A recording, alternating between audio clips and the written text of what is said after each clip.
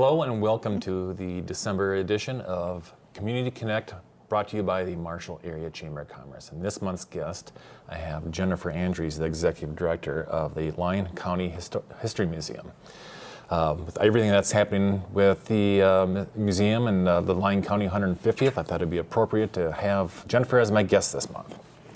Well, thank you for having me. I'm very excited to be here and to share with everyone what's happening at the museum this month. Great.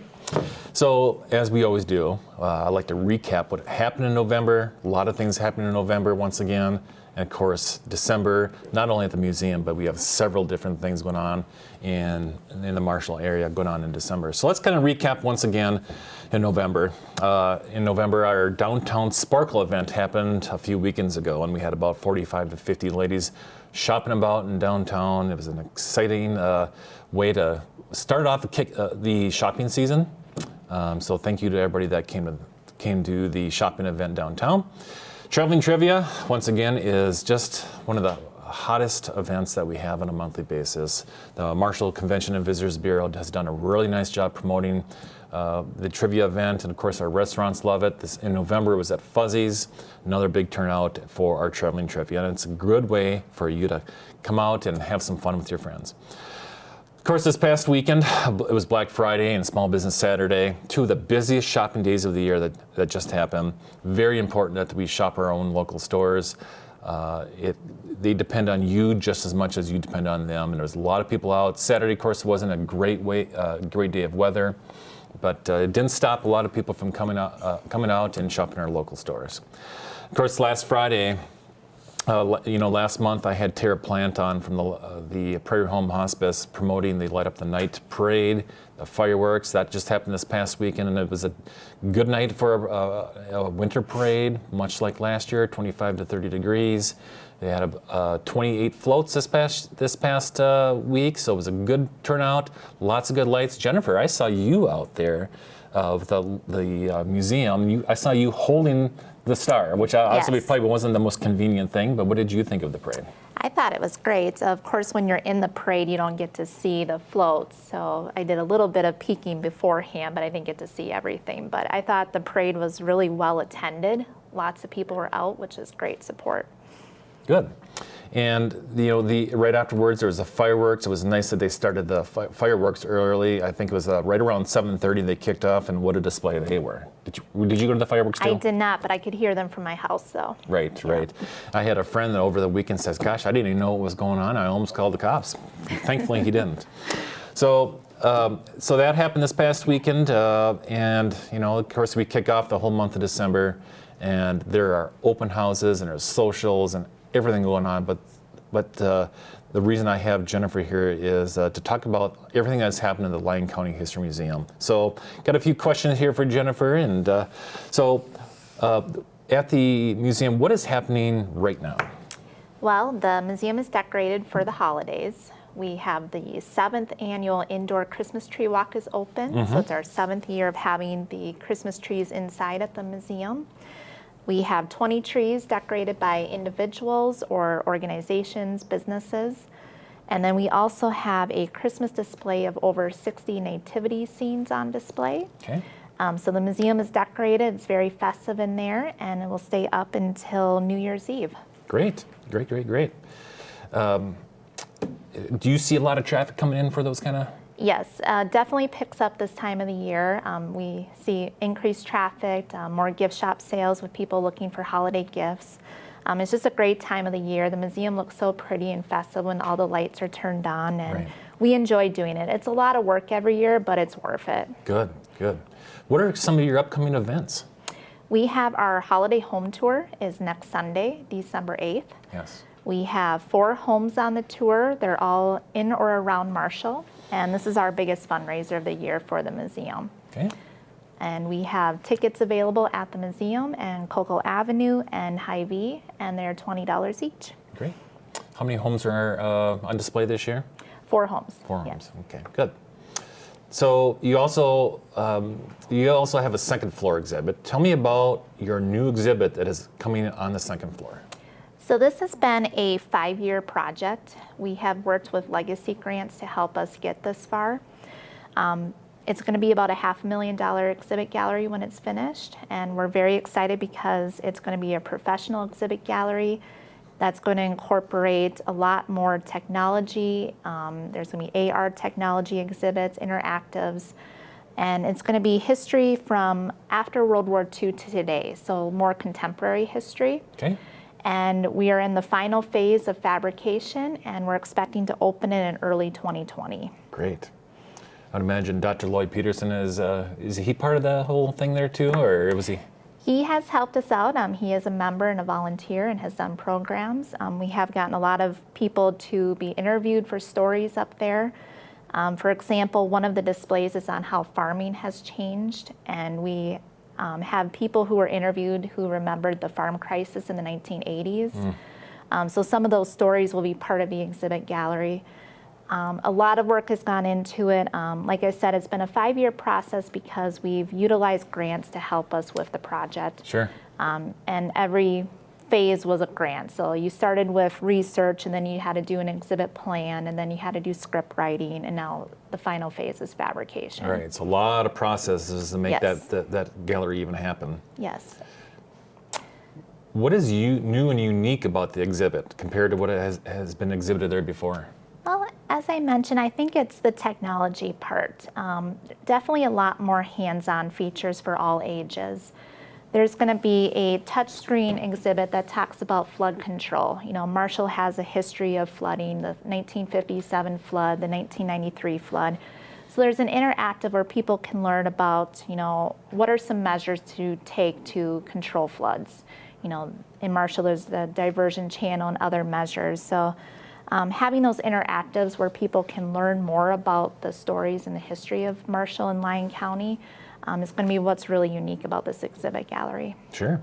Well, good. A lot of things going on so far. December, make sure you check those out. There has been a lot of talk all year long, and even preparation prior to 2019 about the Lyon County's 150th anniversary celebration, which is in 2020. Let's talk a little bit about that. Tell me what's coming up in 2020. I'm really excited about all the possibilities and bringing people into town for it. Yes, so a big anniversary for Lyon County, 150th. It was in 1870 when the commissioners had their first meeting in Lynn. In 1970, the county had a big centennial celebration. Well, of course, next year it's 50 years later from 1970, so it's our 150th anniversary.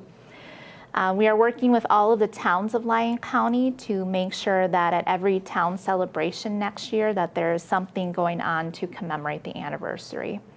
Some other things we're doing is working on a traveling exhibit that'll go around to each of the towns during their celebration.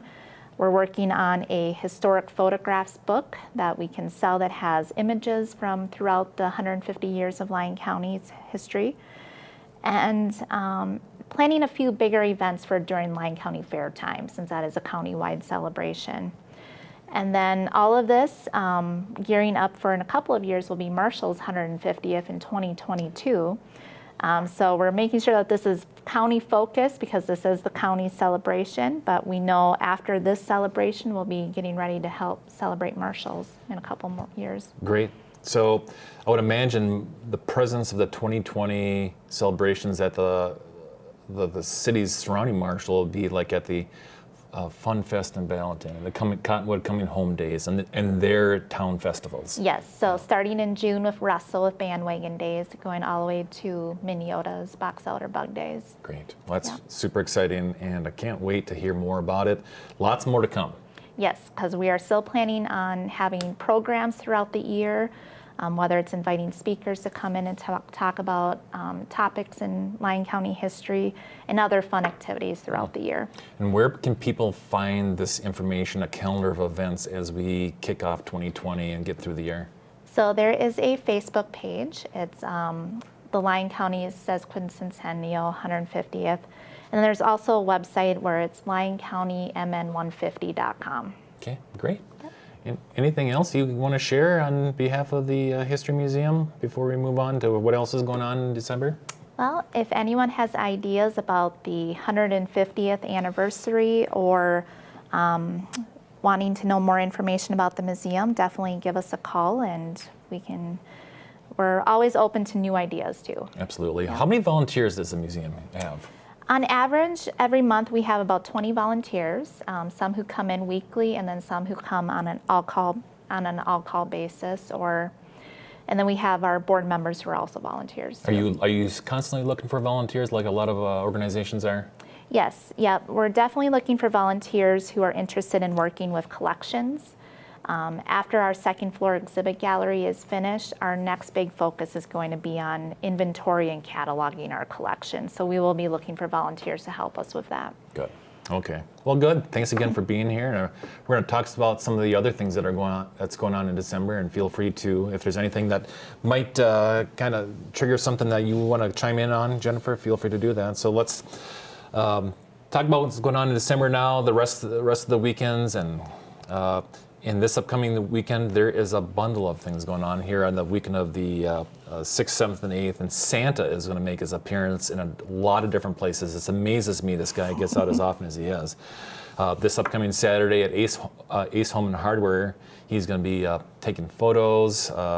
He's also going to be out at the lodge at Garvin Park, and he's going to be skating at the Red Baron Arena on Sunday. So the guy certainly knows how to get around here in the Marshall area. He's also this upcoming Saturday, the characters from the cast of the Frozen movie are having a Frozen lunch buffet at Hy-Vee from 11 to 1. Anna, Elsa, and Kristoff will be present for those that are wondering. And Jennifer, I don't know if you've been hearing, but the Frozen 2 movie, I'm hearing a lot of good things about that movie. I don't know if you even give it the time of the day or not. I've heard some people say it's better than the first one. Right. I have seen the first one, haven't seen the second one, but I think I just heard over $100 million this weekend. Right. Yep. My daughter thinks she's too cool for the Frozen movies, but she might come back with a vengeance after seeing this one. So we'll see.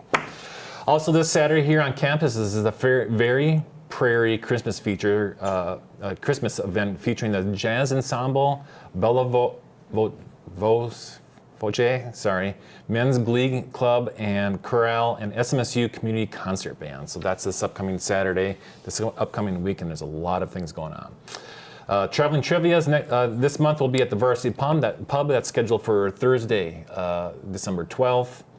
Also on the 12th, the Southwest Minnesota Orchestra are performing their 12th annual Christmas cheer concert at First Lutheran Church. If you've never been to that, it is a beautiful event. The orchestra, with the Christmas carols that we're all accustomed to. So have you ever been to that, Jennifer? I have when it was at Holy Redeemer. Right, yeah, it's been at Holy Redeemer for many years. And this year they're making the move over to First Lutheran Church. So yes, if you have never been to that, then there's always a social right after. So it is a really nice evening, bring the family type of event. Next week on the 14th, Santa is back, but this time he's going to be swimming at the YMCA. Yeah. These are two different times you can swim, 1 o'clock and 2 o'clock, and the YMCA wants you to register ahead of time online to attend. Right here on campus, once again, the Christmas and laser light shows are happening that are being put on by Ken Murphy, one of the professors here on the university. Saturday, December 14th, the 21st, 22nd, and 24th. More details to come. Tickets are $5 and it's only sold at the door. So make sure you show up early to get a good seat. You know, Jennifer, you do really have to get there early because there's sometimes people have to be turned away because it's so packed. Yeah, because there's only so much seating available. Yeah. Yeah. So it's a good event. Laser light show. 5 dates listed for the Christmas laser light show right here on campus. December 20th, 22nd, Prairie Dance Alliance will be putting on the Nutcracker show at the Schwantz Performing Arts Center out at the Marshall High School. So again, one more Christmas-themed event that we have going on in Marshall. And it's one more event that brings people to Marshall. So thanks to the Prairie Dance Alliance for putting this on once again. Lots of winter sports, of course, happening this time of the year. Bantam Hockey Tournament the weekend of December 13th. Holiday High School Basketball Tournament on the 27th and 28th of December. Lots of teams coming into town, so look for an uptick of traffic those weekends. And make sure you welcome everybody to town as you see some unfamiliar faces. The Chamber has some events going on, obviously, this month, and I want to highlight a few of them. we have Lauren Deitz, our CVB director, is going to be giving an update on the rebranding of Marshall. And so that's been going on for about half this year, and we'll be seeing some results coming at the beginning of next year. So she'll be coming in to talk to with our Women's Connect group. Our young professionals this month are going to be hearing from Dr. Kumura Jayasuriya from SMSU, the brand new president. We'll be giving an update here on campus. And the one event I kind of wanted to spotlight, though, was our Let's Connect event. And Jennifer, I know you come to this one. And Let's Connect is an opportunity for our members is to stand and talk about their business for up to a minute in front of like 40 to 45 others. Jennifer, we've been having this event for 3 or 4 years. You see a lot of value in it. I do, because even though you have about a minute to 2 minutes to talk, it's enough time to be able to share what your business is about, or if you're an organization, what upcoming events you have. So for us, it really helps with what is happening at the museum, what upcoming events.